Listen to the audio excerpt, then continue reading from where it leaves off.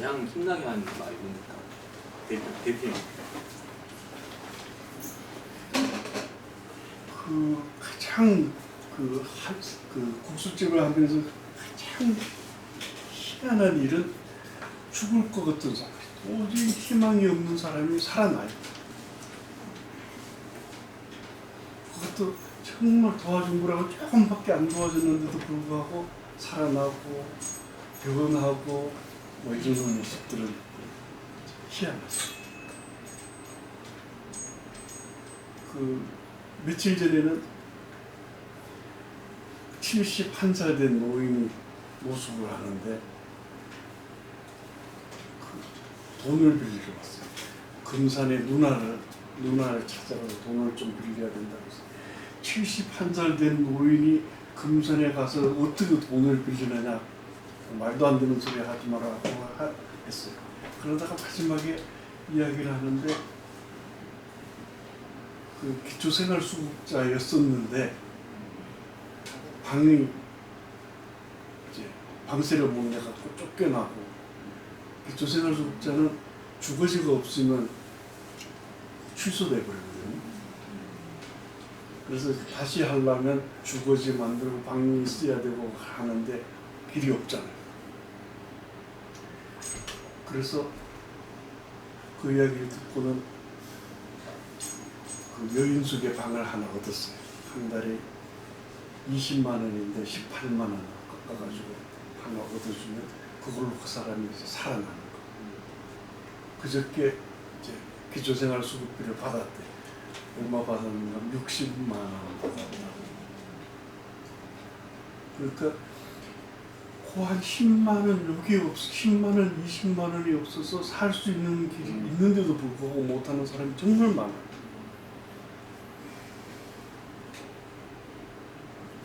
그리고 또 어떤 사람은 육군 상사 출신인데 노숙을 하는 거예요. 노숙을 하는데 왜 노숙을 하게 되는가 하면 마누라하고 아들 꼴 보기 싫어서 나와서 노숙을 하는 거예요.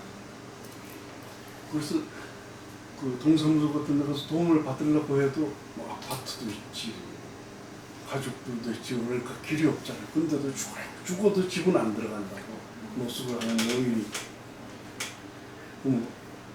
얼마가 있냐고 하니까 지금은 한 푼도 없는데 통장에 매달 노령연금 20몇만 원 하고, 그다음에 딸이 죽으면서 받게 된 보험금 10몇만 원 이거 받는 게 자기 수입이 전부예요. 그래서 이제 여인숙 이렇게 살다가 오래 죽으니까 하면서 여인숙 방을 하나 한 달 이제 빌려준 거죠. 그럼 살아나. 그러니까 돈이 많이 드는 것도 아니고 밥 한 끼 해주고, 그럼 한 달 좀 살 수 있도록 협탄만 거들어주면 인생이 이제 살아나고, 또 그 사람이 또 다른 사람도 있고.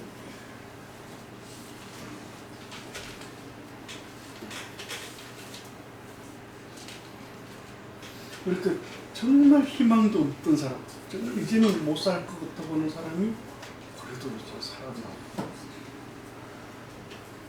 그리고 또 제가 지금은 죽은 친구인데 그 친구가 아기 낳기 전부터 이제 알았어요. 너는 아기 낳게 되면 제왕절개를 해야 되니까 지금부터 열심히 돈 모아라고 했는데, 아기 낳을 때 돈 한 푼도 안 모아놨어요. 그것도 그래서 그때 제가 신용카드 빚내갖고 현금 내갖고는 수술시키고 했는데, 그 아기 아빠는 죽고 아기는 지금 고등학교 2학년 고아원에 있어요. 고아원에 있는데 이 애들이 얼마나 철이 없는가 하면 아이폰 사달라고 해서 절대 안 사준다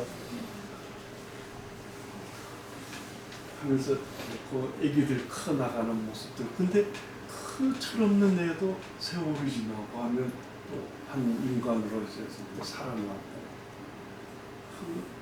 18살 되면 이제 고아원을 나와야 되는데, 나오면 그래도 기댈 언덕이 돼서 와서 기대고 하면 지는 살 텐데 여기 또 어디로 튈지 알 수도 없고.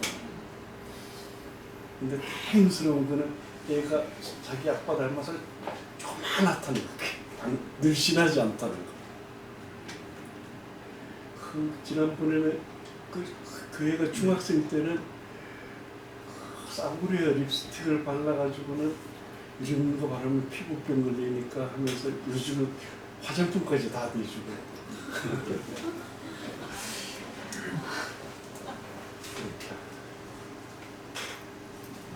그리고 또 감옥에 있는 사람들도 보면 참 좋은 게 사람은 안 변하거든요. 거의. 안 변하는데 좋은 사람 만나기가 정말 쉽지는 않습니다. 근데 자연스럽게 간혹 가다가 감옥에서도 보물을 하나 건질 때가 있고, 그 감옥에서 나온 사람과 이제 함께 지내는 게 이게 진짜 이것도 또 보통 대단한 일이 아닌데, 요즘은 이제 어떻게 하는가 하면 감옥에 있는 동안만 이제 하는 게 낫겠다, 이런 생각도 들고 그렇습니다. 그 감옥에 있는 사람들은 그 이명박 박근혜 정권부터 이제 굉장히 자본주의에 물이 들어가지고 돈 없으면 안에서도 정말 죽을 맛이에요. 그리고 또 감옥 안에 있으면서 서로 감옥에서 좀 여유 있는 사람이 여유 없는 사람 돕고 이것도 못해 하면 징벌방에 들어가게 되고 그렇습니다. 그래서 꼭 자기 것만 이제 해야 되는데, 그런 때 이제 영치금 넣어주고 보통 제가 매달 청송 자매상담 가고 하면 이제 나오는 친구들 보고, 딴 자매상담에서는 다들 5,000원 아니면 10,000원이 한 달에. 그 감옥에서 5,000원, 10,000원이 굉장히 큰 돈입니다. 한 달 내내 부채질 해주면 5,000원. 이 정도로. 그다음에 한 달 내내 빨래 해줘도 5,000원 이 정도입니다. 근데 이제 우리 자매상담 나오는 팀들하고는 이제 약속을 한 게 절대 비밀을 지켜야 된다. 우리 팀만큼은 한 달에 30,000원씩 넣어드리겠다. 근데 비밀 누설을 하면 다시 10,000원으로 원상복귀 하겠다는데, 거기는 이제 몇 년 지나도 그거는 유지가 됩니다. 그래서 한 달에 30,000원, 축일이나 생일이 되면 50,000원 이렇게 이제 넣어주고 하면 감옥에 있는 사람들한테 굉장한 도움이 되고. 저는 이제 가보지는 못하고 회복으로 계속 갔거든요. 근데 회복에 보면 이제 인력 국수집 이렇게 음식을 줄 때 보면 반찬이 보면은 적지도 않아요. 제가 보기에는 집에서 우리들 집밥 먹는 그 정도 되더라고요. 근데 그게 사실은 어떻게 운영이 꾸준히 되는지 모르겠지만 끊임없는 일이잖아요. 끊임없는 일인데 그걸 어떻게 하고 계시는지 그거 하나 하고요. 또 하나는 저도 이제 가정 주부다 보니까 선생님은 그렇다 치고 그 아내분과 자녀도 이제 같은 일을 하신다고 얘기는 했는데, 아내분은 어떻게 그걸 하고 계신지 이게 궁금합니다. 제가 50에 다 돼서 이제 결혼을 하게 됐는데, 결혼하면서 안 사람 보고 돈 잘 버는 사람이 당신이 벌고 나는 돈 쓰기만 하겠다. 그 대신 이제 밥하는 건 이제 내가 한다 이렇게 하고 이제 지금까지 하는데요. 아침에 제가 일어나자마자 목욕물 받아놓고, 그 다음에 6시 되면 그 음악을 틀어드려요. 이제 일어나시라고 음악을 틀어드리고, 씻고 이렇게 하는 사이에 이제 아침 준비해놓고 그렇게 합니다.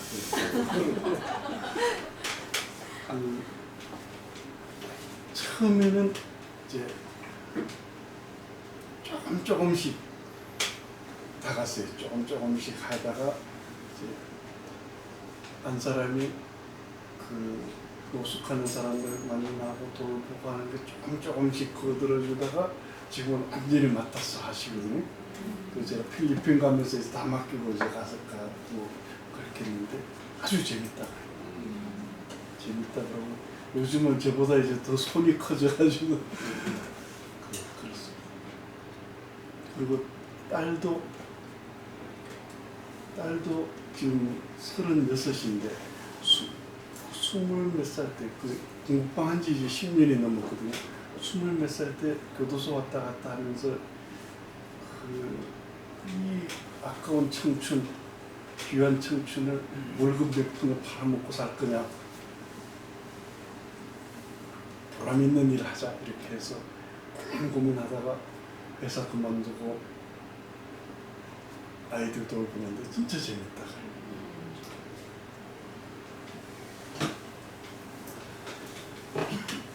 그래서 그 모니카는 지금 가장 최연소 법무부 교정위원. 그래서 그 조그만하고 열인데 청송교도소는 제일 무시무시하잖아요. 근데 청송교도소 친구들이 꼼짝을 못합니다. 그 완전히 그 기사도에 나오는 공주님한테 꼼짝 못하듯이. 그래서 그 사나운 친구들이 안 싸워요. 왜 그러면 싸웠다가 징굴방 들어가면 못 만나니까 참고 막 이런 일도 있고. 그리고 또 이 남을 돕고 환대하고 이런 게 묘한 중독성이 있어서 해보면 훨씬 재밌습니다.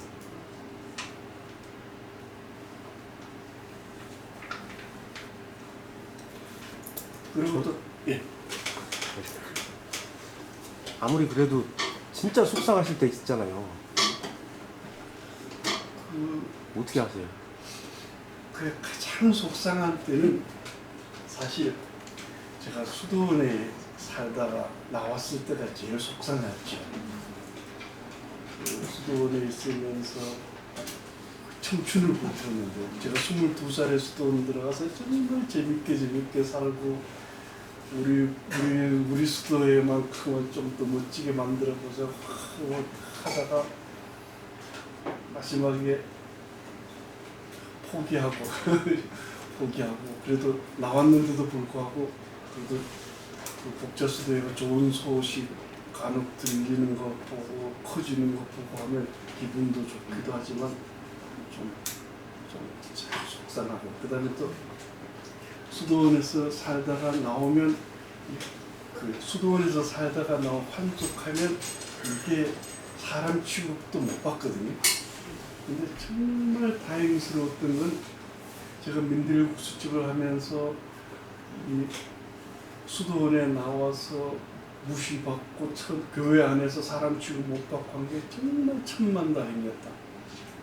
뭔가 하면 사회복지를 한다거나 아니면 어려운 사람 돕는다고 하다가는 잘못하면 자기가 잘하는 줄 착각에 빠지기가 쉽거든요. 그래서 보통 이것도 뭔가 좀 이름이 나서 유명해지고 하면 이게 하늘 높은 줄 모르고 건방을 떨다가 폭삭 망해 3, 4년 버티기가 어렵습니다. 그런데 수도원 나와서 참 낯뜨거운 무시도 받고 막 이러면서도 버틴 그 경험 하니까 뭐 그 외에는 어려운 것들이 없죠. 그 어떨 때는 본당에 이제 그 강사를 초청을 해놓고 어떤 본당 신부님은 강대에 못 올라가게 합니다. 환속 있다고.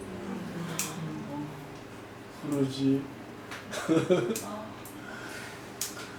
환속한 사람들 왜 수사라고 부르느냐. 뭐 신자들도 그 항의를 많이 하죠. 거룩한 가톨릭교회 수사를 하면서 그래서 내가 언제 수사라고 한 적이 있는 그래서 항상 인터뷰나 뭐 할 때마다 환속 있고 이렇게 이제 항상 해야 되고 이런 것도 그 덕분에 건방 떨지 않고 이제 세월을 잘 버텨나갈 수가 있게 됐죠. 그리고 또 도로시대에 이제 평지안에 이렇게 입고 하다가 도로시대께서도 그 어느 신부님한테 참 고생 많이 하셨거든요. 그래서 나도 야 흉내내면서 이런 것도 흉내내지면 곤란한데 했는데 다행히 뭐 호되게 당하기도 하고 막 그랬어요. 질문하고 싶은데요. 저는 이제 사회복지 20년 한 그 시스템 안에서 사회복지를 하는 사람인데 말씀하신 것처럼 그 한계가 타락하면 서비스가 된다.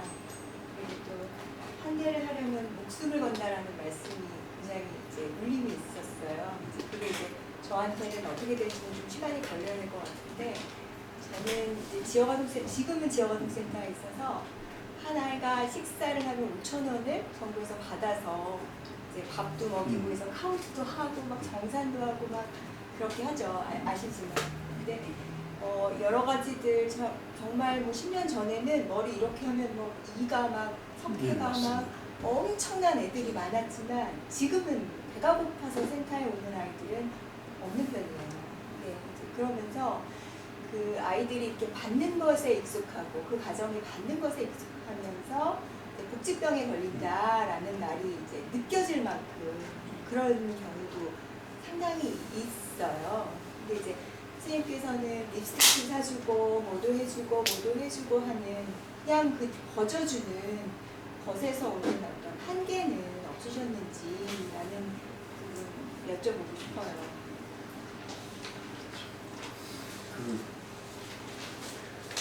나와 똑같이 대한다는 게 얼마나 어렵습니까?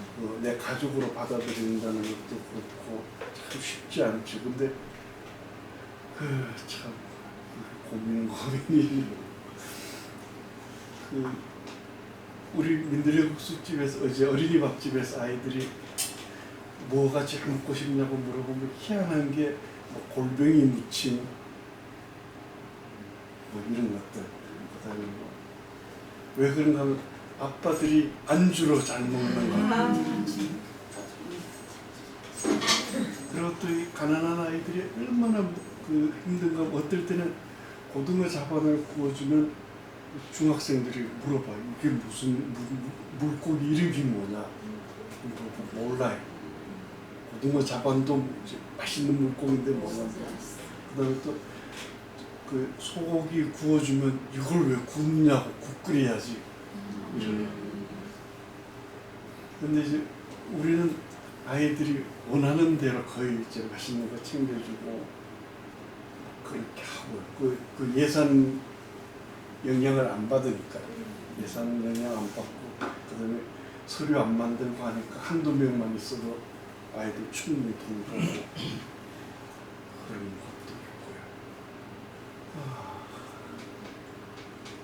있고요. 아이들이 그 욕구를 어떻게 욕구 채우기 사회복지 같은 말인데요. 그 환대를 어떻게 해야 되는가 하면 그 엄마의 마음으로 해야 되는 것 같아요. 꽁보리밥이지만 정반에 받쳐서 두 손으로 차린 건 없지만 맛있게 드십시오. 이 마음이면 사람들이 바뀌어져요.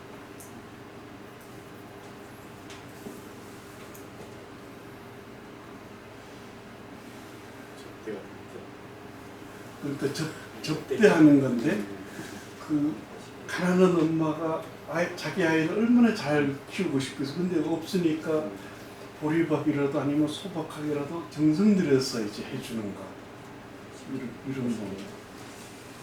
근데 우리 손님들이 그걸 알아요. 그 지극정성으로 해준다는 눈치를 채면 좀 괜찮아요. 그 노숙하는 분들에게 계란 후라이 드시고 싶은 분 하면 거기다 손들어요. 그러면 몇 개 그러면 한 개만 해달라고요. 여기는 한 개는 절대 못 해줍니다.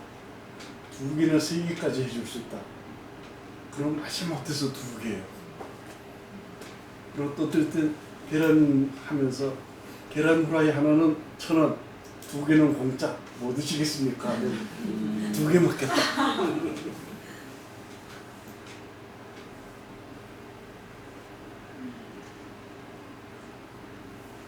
그리고 또 이제 노숙하는 사람들은 초기에는 그런 것도 해봤습니다. 뭔가요?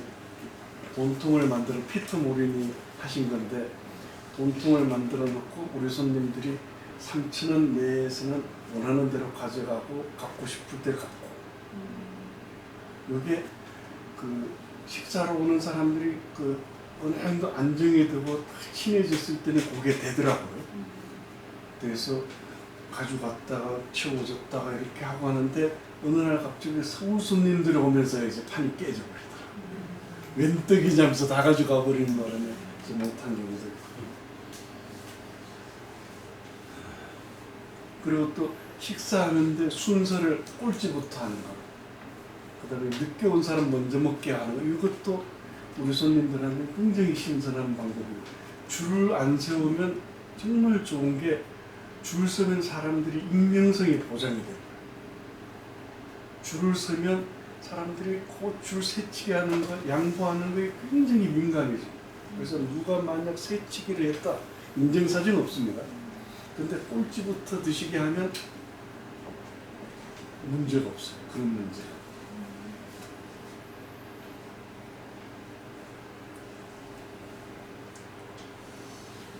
그럼 식당에 줄을 섰는데 꼴찌부터 먼저 들어오시라고 해서 예.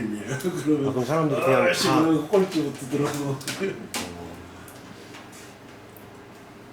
그리고 또 국수집에 이제 상이 6개인데 4명씩 앉을 수 있는 상이 6개니까 24인석이 24명이 앉으면 되는데 6개인데 처음 6명 들어올 때까지는 한 명이 상 하나씩 앉아요.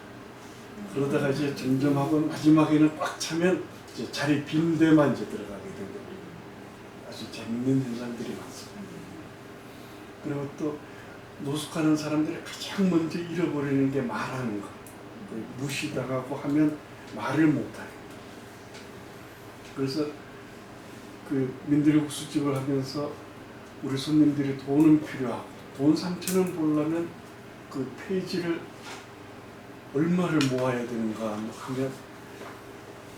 1kg에 80원이니까 한 3-40kg 페이지를 모아야 3,000원 되고 독후감 발표 간단하게 하면 이제 3,000원씩 들고 이렇게 하면 굉장히 재밌어요. 근데 처음에는 돈 욕심으로 하다가 이제 점점 자기 이야기를 들어달라고. 돈 안 줘도 좋으니까 내 이야기 들어달라고 하면서 이야기할 줄 알아요. 그리고 또 자기 이야기를 하게 되면 이제 스스로가 일자리를 찾아. 그전에는 주눅이 들어서 말도 뻥뻥 못했던 사람이 독후감하고 이렇게 하면서 떨지도 않게 되고 자기 의사 표현도 하고 하면서 일자리도 찾고 이렇게 놀라운 것. 그게 해방신학에서 나오는 이야기거든요. 해방신학에서 그 인생은 학교다에 보면 그 소책자에 보면 그 해방신학 신부님들이 브라질 감옥에 갇혀 있을 때 감옥에 갇힌 사람들 교육을 시키면서 이제 말하기 훈련한 걸 감옥에서 우리 손님들한테 써먹어 보면 진짜 효과가 100%. 그래서 말을 잊어버린 사람들에게 말하기 훈련시키고 스스로 말하게끔 하고 하면 스스로 살아나요.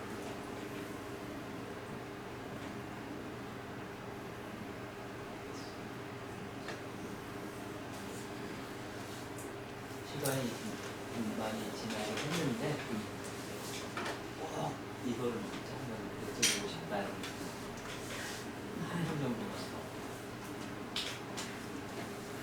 없으면 마음이 겁니다.